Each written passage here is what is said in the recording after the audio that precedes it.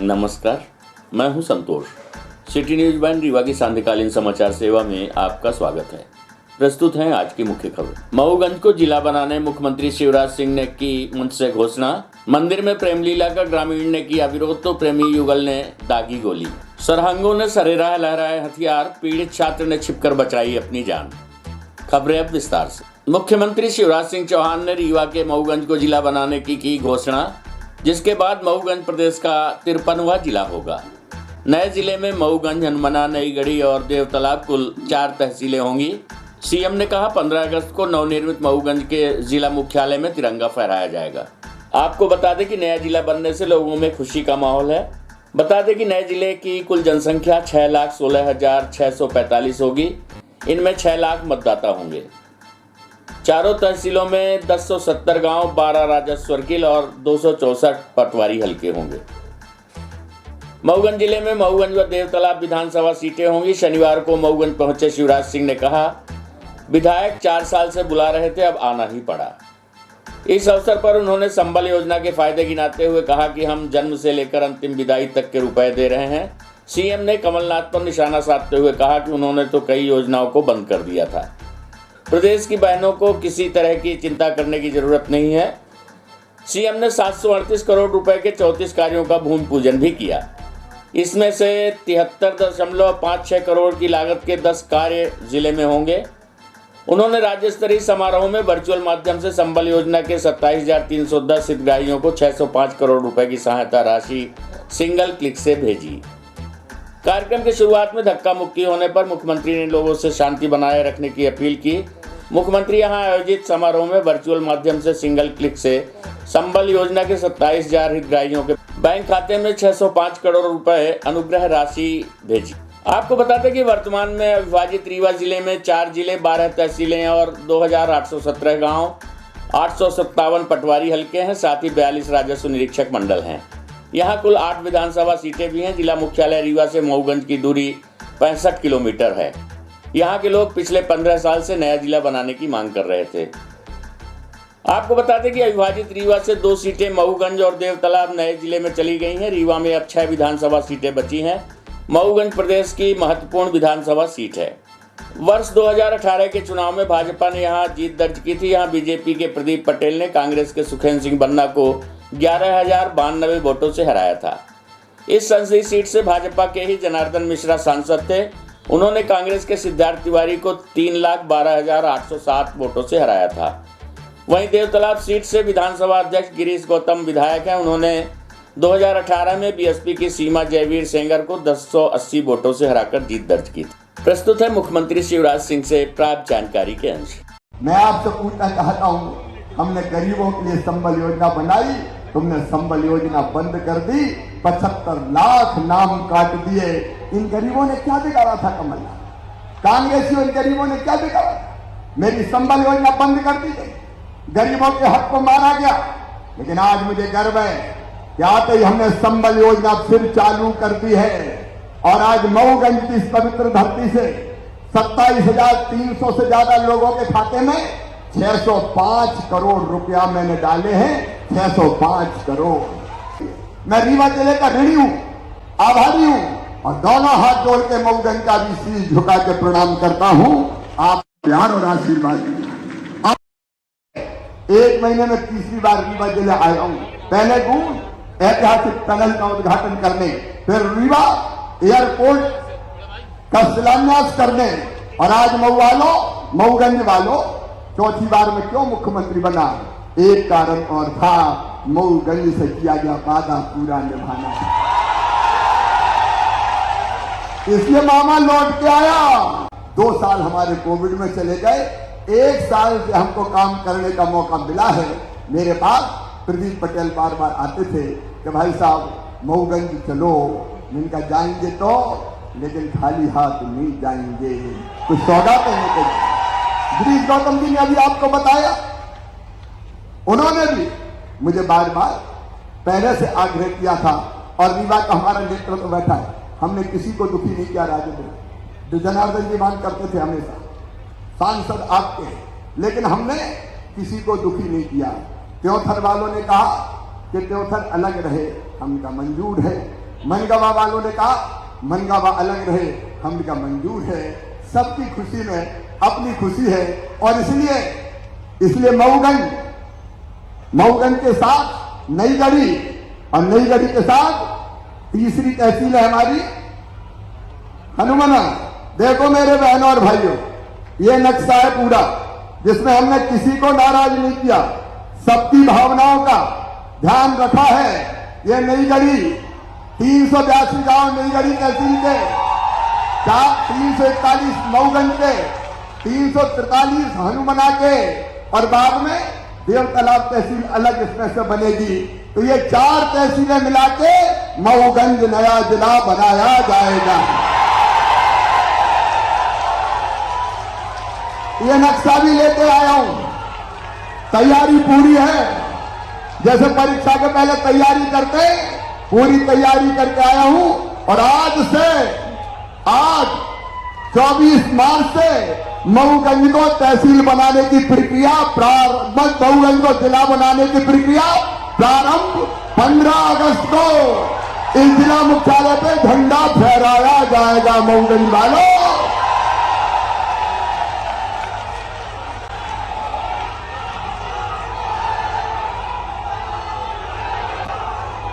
अब मामा इसलिए तो मुख्यमंत्री बना है।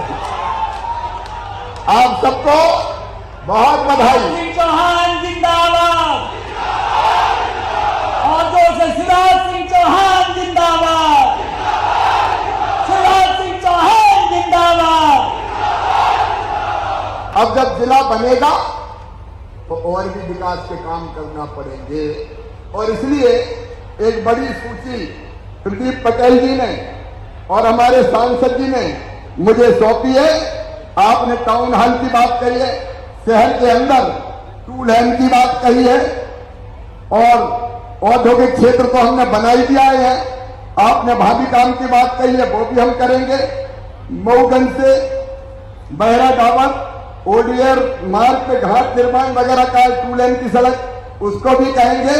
और हनुमाना में भी कॉलेज खोला जाएगा, डिग्री कॉलेज हनुमाना में। तो ये जितनी मांगे हैं, इनमें से आपने अलग अलग चीजें जो कही है, उनको हम करने का काम करेंगे। आदिवासी उपयोजना के अंतर्गत भी हम अपने उस इलाके में विकास के और निर्माण के काम करेंगे। ये पूरी सूची मेरे पास है, जिसमें कुछ रोड है, हनुमाना का कॉलेज है, हनुमाना शहर में 2 लेन से 4 लेन की बात कही गई है। ये सारी चीजें भी, शासकीय कार्यालय वगैरह तो मऊगंज में बनेंगे, ये सारे हम पूरा करेंगे। देखो मेरे बहनों और भाइयों, ये भारतीय जनता पार्टी की सरकार है। जो वचन देते हैं वो पूरा करते हैं। कांग्रेस ने अपने घोषणा पत्र में वचन पत्र कहा, कई वचन दिए थे, कर्जा माफ से लेकर पता नहीं कितने, लेकिन बताओ कर्जा माफ किया था क्या उनने? अब एक बात और किसान भाइयों सुन लो, उनकी कर्जा माफी की घोषणा के कारण जो किसान डिफॉल्टर हो गए और जिनको 0% ब्याज का कर्जा नहीं मिल रहा, उनका ब्याज 2500 करोड़ रुपए का वो भी मामा भरवाएगा। मामा भारतीय जनता पार्टी की सरकार भरवाएगी। और कई चीजें, हमारा बजट आया, जरा ध्यान से पढ़ना। मेरी एक बेटी स्कूटी लेके आई थी मेरे पास, स्कूटी।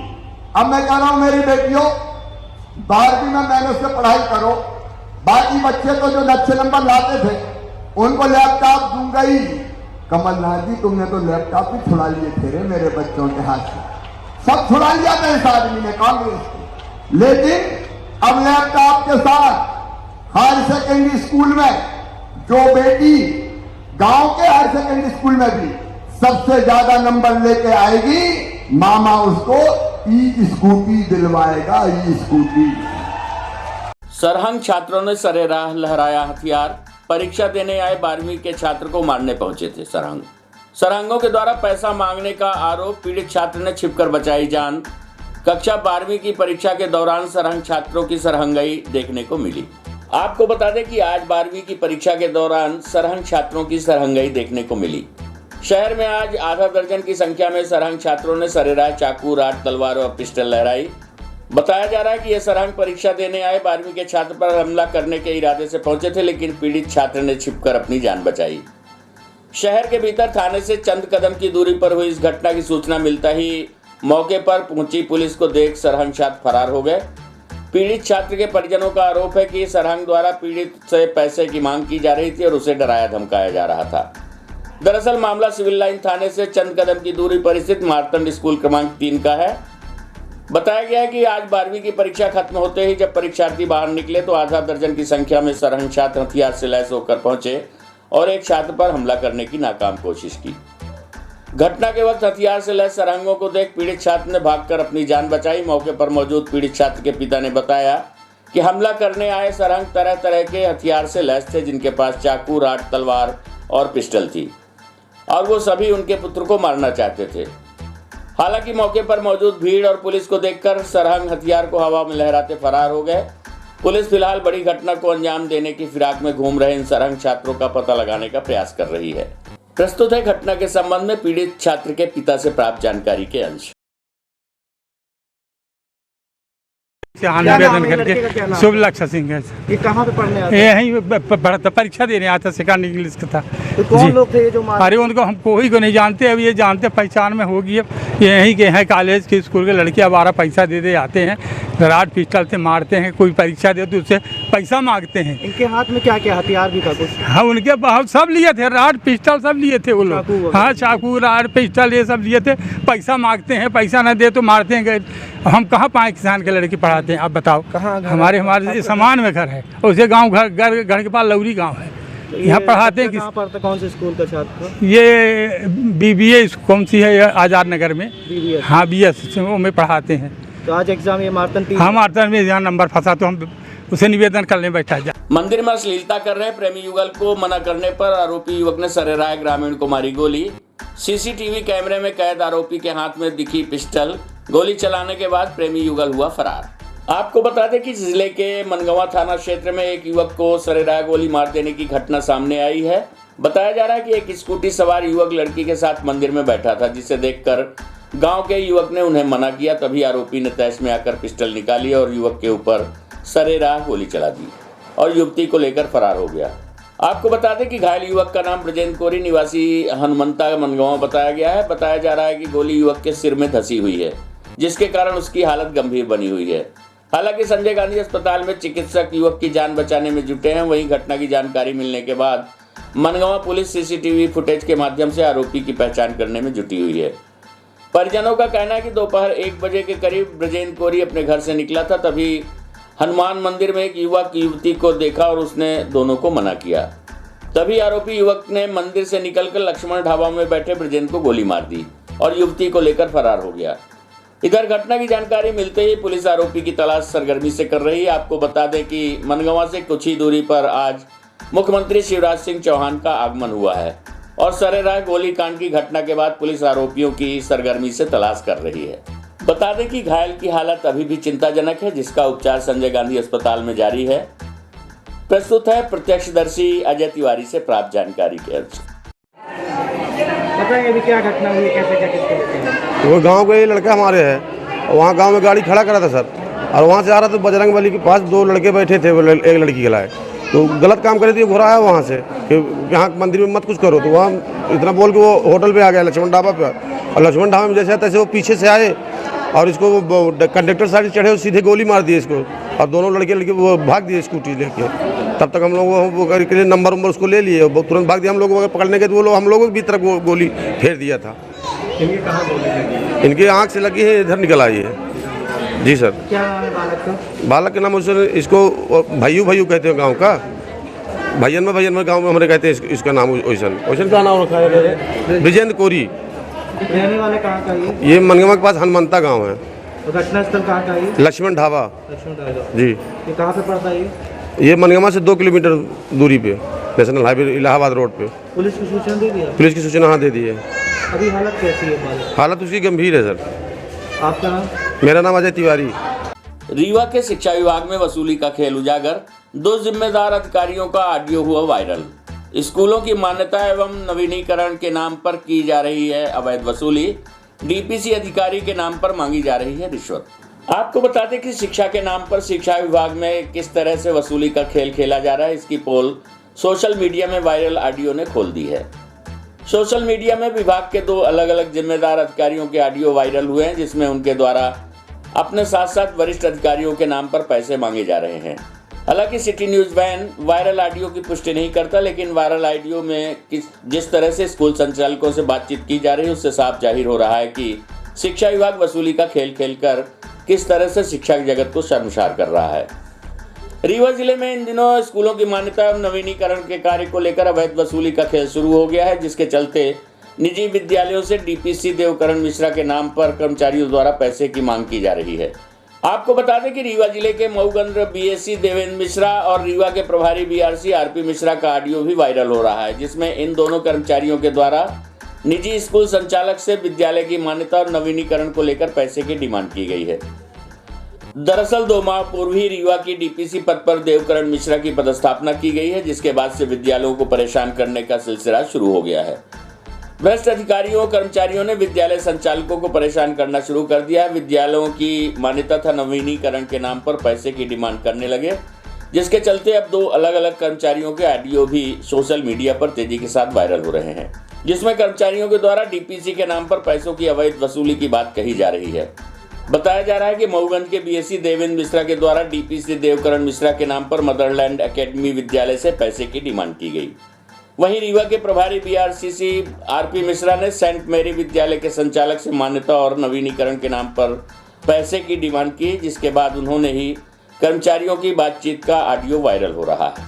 प्रस्तुत है देवकरण मिश्रा डीपीसी से प्राप्त जानकारी के अंश। सर बीआरसीओ का ऑडियो वायरल हुआ है पैसों की मांग डीपीसी कार्यालय के नाम से, क्या पूरा मामला है? डीपीसी कार्यालय के नाम से पैसा लेने के संबंध में जो ऑडियो वायरल हुआ है उसके संबंध में आपके माध्यम से मुझे जानकारी प्राप्त हुई है। अभी ऐसी कोई अधिकृत जानकारी मेरे पास नहीं है। जैसे ही इस संबंध में मुझे कोई पुष्ट जानकारी प्राप्त होती है तो इस प्रकरण के संबंध में उचित कार्रवाई करते हुए और मैं प्रकरण को सक्षम स्वीकृति के लिए सक्षम अधिकारी के पास भेजूंगा और इसमें किसी भी प्रकार की कोई भी कोताही नहीं बरती जाएगी, ऐसा मैं आपको विश्वास दिलाता हूँ। ये जो रीवा और मऊगंज बीआरसी हैं तो ये आपके डीपीसी कार्यालय के नाम पे, तो ऐसा कुछ क्या कभी मुझे लगता है कि इसमें जो मेरा नाम आ रहा है तो कहीं पर मेरा नाम तो है ही नहीं, डीपीसी कार्यालय की बात की जा रही है जी। अब डीपीसी कार्यालय में भी मुझे पूरा विश्वास है कि हमारे कार्यालय का कोई भी कर्मचारी इस प्रकार की गतिविधियों में संलिप्त नहीं है।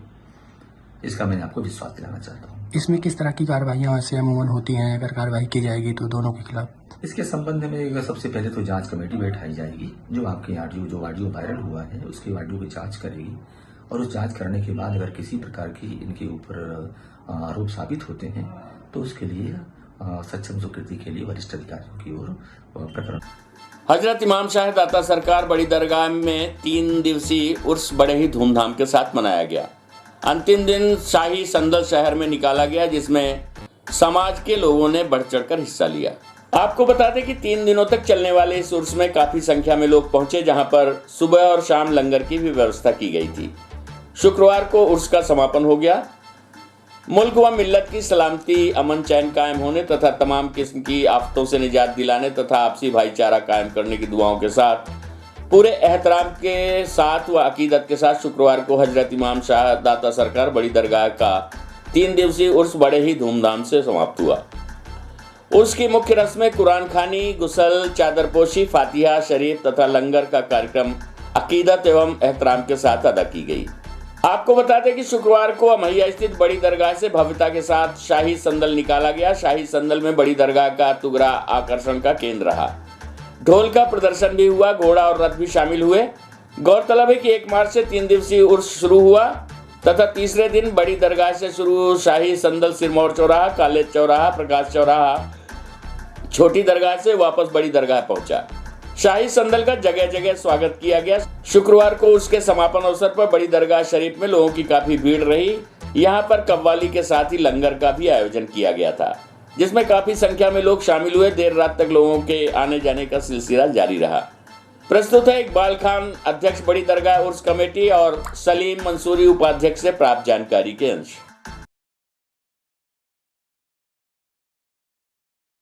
बड़ी दरगाह महिया में हजरत इमाम शाह दाता रहमतुल्लाह का 257वां उर्स मनाया जा रहा है, जो कि 1 मार्च से शुरू होकर 3 मार्च तक होना था, जो हो रहा है, जिसमें कि बाहर से आने वाले ज़ायरीन का अलग से इंतज़ाम और लोकल जनता की अलग से इंतजाम हैं। वो ज़ायरीन आ रहे हैं, किस तरह की व्यवस्था मेले के दिन हर एक तरफ से है, लेडीज के दिन, जेंट्स के दिन अलग अलग व्यवस्था है। जो भी बाहर से मुसाफिर आ रहे हैं उनके लिए खाना का लंगर की भी अलग से व्यवस्था है। और कोई चीज़ के यहाँ तकलीफ नहीं है। पीछे लंगर चल रहा है, 3 दिन से पूरा लंगर चल रहा है। 3 दिन से लंगर चल रहा है। शाम में कच्ची रोटी फातिया होती है। दाता इमाम साहब के घर पे जो भी आता है वो खाली हाथ जाता नहीं है। आयुर्वेद कॉलेज में पुष्य नक्षत्र पर निःशुल्क स्वर्ण प्राशन संस्कार कार्यक्रम का आयोजन हुआ संपन्न। बच्चों को बौद्धिक एवं शारीरिक विकास के लिए स्वर्ण प्राशन की पिलाई गई घूंट। आपको बता दें कि आयुर्वेद अस्पताल में पुष्य नक्षत्र के अवसर पर स्वर्ण प्राशन शिविर का आयोजन किया गया। इस दौरान बच्चों को स्वर्ण प्राशन की घूंट पिलाई गई। आयुर्वेद चिकित्सकों का मानना है कि स्वर्ण प्राशन के सेवन से बच्चों का मानसिक एवं शारीरिक विकास बहुत तेजी से होता है और वो कुपोषण का शिकार नहीं होते हैं। आज आयुर्वेद अस्पताल में स्वर्ण प्राशन संस्कार कार्यक्रम के दौरान ब्रह्माकृत शहद के साथ नवजात बच्चों से लेकर 5 वर्ष के बच्चों तक को ये घूंट पिलाई गई।